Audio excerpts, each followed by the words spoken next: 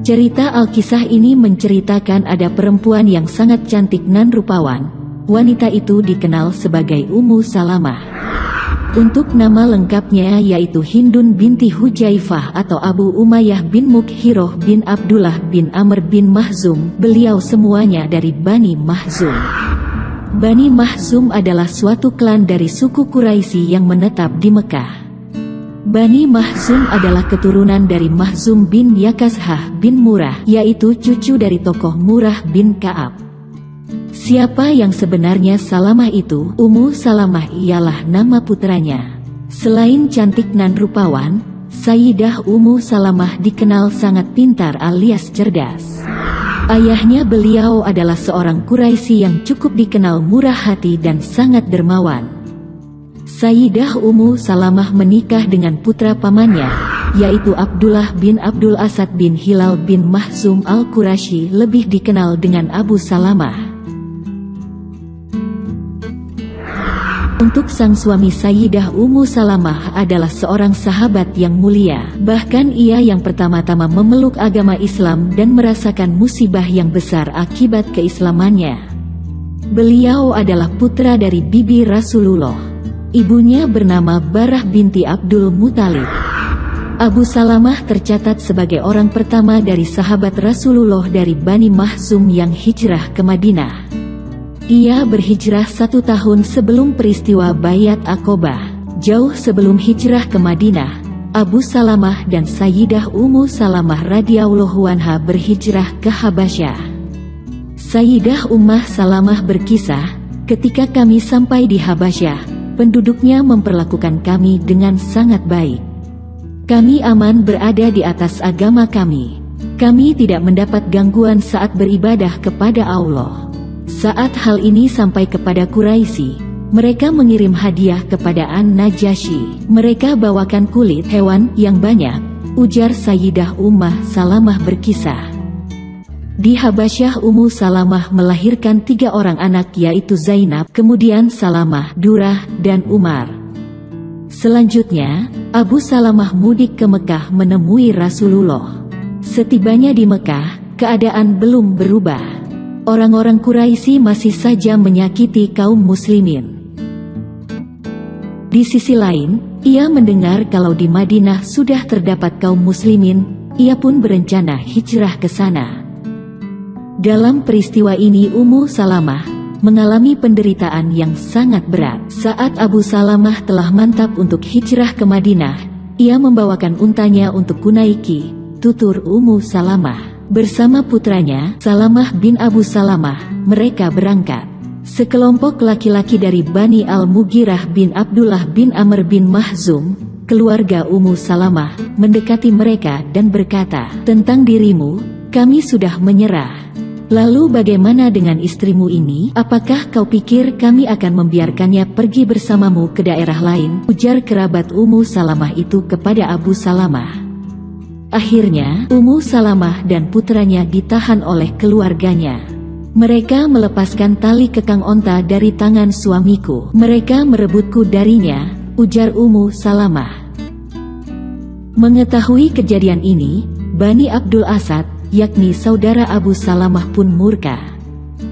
Mereka berkata, "Tidak, demi Allah, kami tak akan membiarkan anak kami, karena nasab itu dari jalur ayah, berada di sisi ibunya. Karena kalian telah memisahkan ibunya dari saudara kami." Mereka pun berebut menarik anakku Salamah, hingga mereka melepaskan tarikannya. Bani Abdul Asad pun membawanya pergi. "Aku ditahan oleh keluargaku, Bani Al-Mughirah.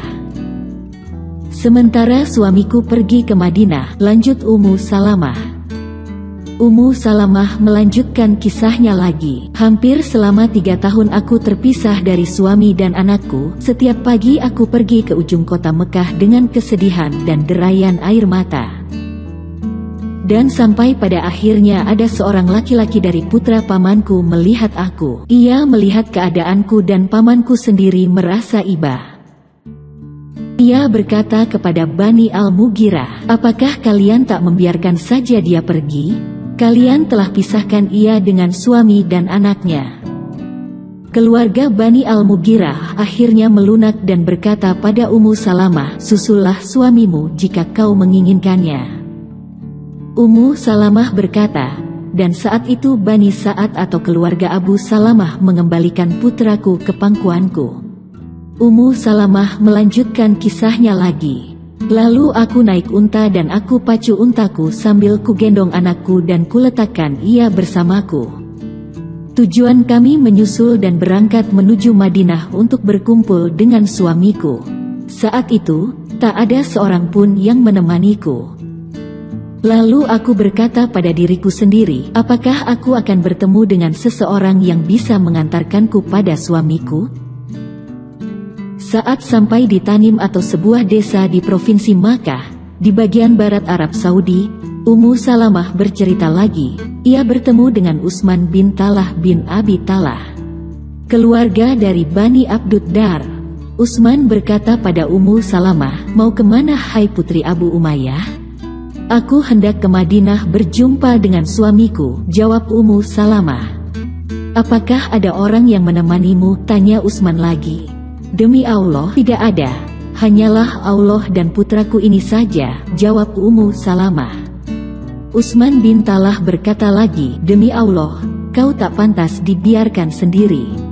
Lalu Utsman pun mengambil tali kekang onta Ummu Salamah, kemudian membawanya pergi. Selanjutnya Ummu Salamah bercerita lagi, "Demi Allah, aku tak pernah ditemani seorang laki-laki Arab manapun yang aku pandang lebih mulia darinya. Apabila kami sampai di tempat istirahat, ia menghentikan untaku.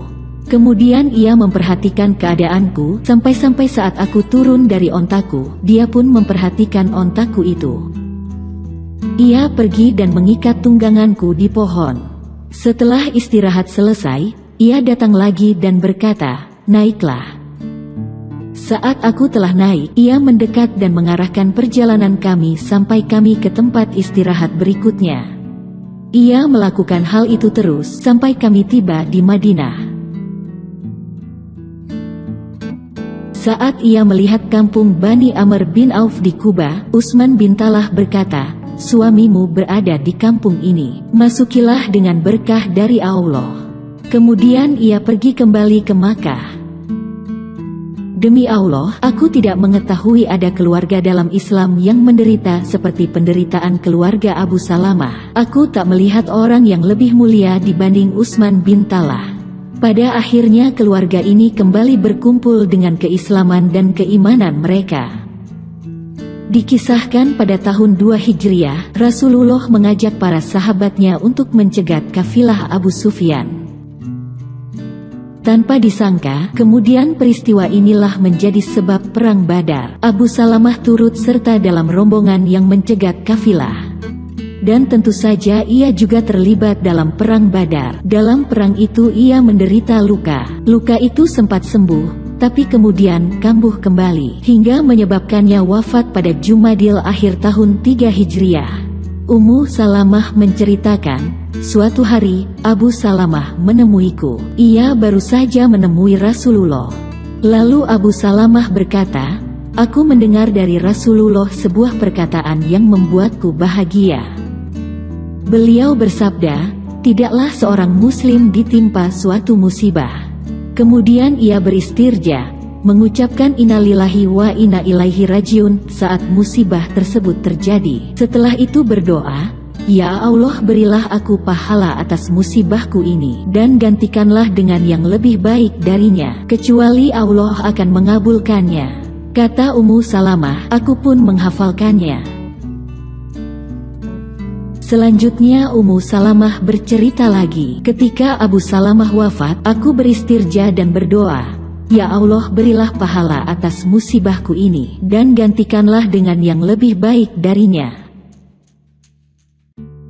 Setelah itu, aku renungkan ucapanku dan bertanya pada diriku, adakah untukku yang lebih baik dari Abu Salamah? Kisah lainnya menyebutkan, Abu Salamah meninggal tak lama setelah perang Uhud. Ketika menjelang ajal, Rasulullah Shallallahu Alaihi Wasallam memejamkan kedua mata Abu Salamah dengan kedua tangannya seraya berdoa, "Ya Allah, ampunilah Abu Salamah, tinggikanlah derajatnya dalam golongan al-muqarrabin dan gantikanlah dia dengan kesudahan yang baik pada masa yang telah lampau dan ampunilah kami dan dia." Ada juga kisah yang menceritakan tatkala masa idah Ummu Salamah berakhir, Abu Bakar mengirim seseorang untuk meminang dirinya, namun dia tidak berkenan menikah dengan Abu Bakar. Kemudian Rasulullah Shallallahu Alaihi Wasallam mengirimkan Umar bin Al-Khattab untuk meminangnya agar menikah dengan Rasul. Namun menurut Ummu Salamah, setelah idahnya selesai, Rasulullah meminta izin padanya. "Pada saat itu aku sedang menyamak kulit, lalu kucuci tanganku dan kuizinkan beliau masuk. Aku pun membentangkan alas duduk dari kulit yang berisi serat itu. Beliau pun duduk di atasnya dan meminangku untuk dirinya. Setelah beliau selesai berbicara, aku berkata, 'Wahai Rasulullah, siapa aku ini untuk tidak menerimamu? Tapi aku adalah seorang wanita yang sangat pencemburu. Aku khawatir Anda melihat pada diriku sesuatu yang menyebabkan aku diazab oleh Allah. Dan aku adalah wanita yang sudah berusia dan memiliki anak.' Lalu Rasulullah menanggapinya, 'Yang engkau sebut berupa kecemburuan, Allah akan menghilangkan hal itu darimu. Tentang umurmu, aku pun telah berumur sebagaimana engkau, dan tentang anak-anakmu juga anak-anakku.' Ummu Salamah menjawab, 'Aku terima lamaran Anda, Rasulullah.' Kemudian ia mengatakan, 'Sungguh Allah telah menggantikan untuk diriku seseorang yang lebih baik dari Abu Salamah, yakni Rasulullah.' Baginya, Ummu Salamah adalah sebaik-baik istri, baik dari segi kesetiaan, ketaatan, dan dalam menunaikan hak-hak suaminya. Dia senantiasa mendampingi suaminya dan bersama-sama memikul beban ujian dan kerasnya siksaan orang-orang Quraisy. Lalu Rasulullah menikahi Ummu Salamah tepat pada bulan Syawal tahun 4 Hijriah. Maka Hindun binti Abu Umayyah pun menjadi Ummul Mukminin. Rasulullah memberinya kasur empuk yang terbuat dari serabut dan sejumlah uang, mangkuk dan alat penggiling. Rasulullah juga memuliakannya dengan biasa mengunjunginya pertama kali sehabis menunaikan salat asyar, sebelum mengunjungi istri-istrinya yang lain. Ketika Rasulullah menikahi Ummu Salamah, Aisyah merasa sedih karena banyak orang yang menyebut kecantikannya. Ketika Aisyah melihat sendiri, dia berkata, "Demi Allah, sungguh, dia lebih dari yang diceritakan padaku, kubayangkan, dalam hal kebaikan dan kecantikannya." Ummu Salamah adalah seorang wanita yang cerdas dan matang dalam memahami persoalan dengan pemahaman yang baik dan dapat mengambil keputusan dengan tepat pula. Hal itu ditunjukkan pada peristiwa Hudaibiyah, manakala Rasulullah memerintahkan para sahabatnya untuk menyembelih kurban selepas terjadinya perjanjian dengan pihak Quraisy. Setelah masalah tersebut telah selesai, beliau berkata para sahabatnya, "Berdirilah kalian, lakukan penyembelihan dan potonglah." Namun tidak seorang pun yang berdiri, padahal Rasulullah telah mengulangnya hingga 3 kali. Para sahabat tidak mengerjakannya karena sifat manusiawi mereka yang merasa kecewa dengan hasil perjanjian Hudaibiyah yang banyak merugikan kaum muslimin. Rasulullah kemudian menemui Ummu Salamah dalam keadaan sedih dan kecewa. Beliau ceritakan kepadanya perihal kaum muslimin yang tidak mau mengerjakan perintahnya. Ummu Salamah berkata, "Wahai Rasulullah, apakah Anda menginginkan hal itu? Jika demikian, maka silakan Anda keluar dan jangan berkata sepatah kata pun dengan mereka sehingga Anda menyembelih unta Anda. Kemudian panggillah tukang cukur Anda untuk mencukur rambut Anda, tahallul." Lalu Rasulullah pun menerima usulan Ummu Salamah. Maka beliau berdiri dan keluar tidak berkata sepatah kata pun hingga beliau menyembelih untanya. Kemudian beliau panggil tukang cukur dan dicukurlah rambut beliau. Manakala para sahabat melihat apa yang dikerjakan oleh Rasulullah, maka mereka bangkit dan menyembelih kurban mereka. Kemudian sebagian mereka mencukur sebagian yang lain secara bergantian. Pada waktu itu ketika Ummu Salamah turut serta menyaksikan perang Khaybar dan berkata pada beberapa wanita, "Semoga Allah juga mewajibkan pada kita, kaum wanita, berjihad sebagaimana yang telah diwajibkan bagi para pria, sehingga kita juga mempunyai kesempatan untuk mendapat pahala seperti yang mereka dapatkan." Maka kemudian turunlah ayat 32 surat An-Nisa. ولا تتمنوا ما فضل الله به بعضكم على بعض للرجال نصيب مما اكتسبوا وللنساء نصيب مما اكتسبن واسألوا الله من فضله إن الله كان بكل شيء عليما. Artinya, dan janganlah kamu iri hati terhadap apa yang dikaruniakan Allah kepada sebahagian kamu lebih banyak dari sebahagian yang lain. Karena, bagi orang laki-laki ada bahagian daripada apa yang mereka usahakan, dan bagi para wanita pun, ada bahagian dari apa yang mereka usahakan. Dan mohonlah kepada Allah sebagian dari karunia-Nya. Sesungguhnya Allah Maha mengetahui segala sesuatu. Setelah Rasulullah Shallallahu Alaihi Wasallam wafat, Ummul Mukminin Ummu Salamah senantiasa memerhatikan urusan kaum muslimin dan mengamati peristiwa-peristiwa yang terjadi. Ia selalu turut andil dengan kecerdasannya dalam setiap persoalan untuk menjaga umat dan mencegah mereka dari penyimpangan, terlebih lagi terhadap para penguasa dari para khalifah maupun para pejabatnya. Ummu Salamah adalah istri Nabi yang terakhir kali meninggal dunia. Ia diberkahi umur panjang dan mengetahui pembunuhan Husain bin Ali sehingga membuatnya pingsan karena sangat bersedih. Tidak berselang lama setelah peristiwa itu, pada bulan Zulqa'dah tahun 59 Hijriah, Ummu Salamah wafat dalam usia 84 tahun di Madinah. Ada yang mengatakan beliau wafat pada usia 81 tahun. Ada juga riwayat lain yang menyebutkan beliau wafat dalam usia 61 tahun. Abu Hurairah juga ikut melakukan salat jenazahnya di Baqi. Sayyidah Ummu Salamah telah meriwayatkan beberapa hadis dari Rasulullah Shallallahu Alaihi Wasallam, dari Abu Salamah dan Fatimah Az-Zahra, semuanya sekitar 387 hadis.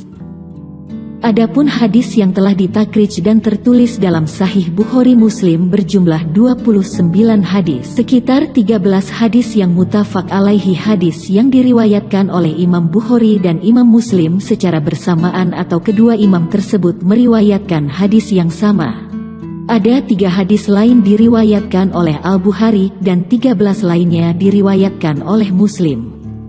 Beberapa orang juga ikut meriwayatkan hadis darinya, di antaranya kedua anaknya yaitu Umar dan Zainab, Nabhan, Amir bin Abu Umayyah, Mus'ab bin Abdullah bin Abu Umayyah, dan beberapa budaknya yang telah dimerdekakan dan yang lainnya.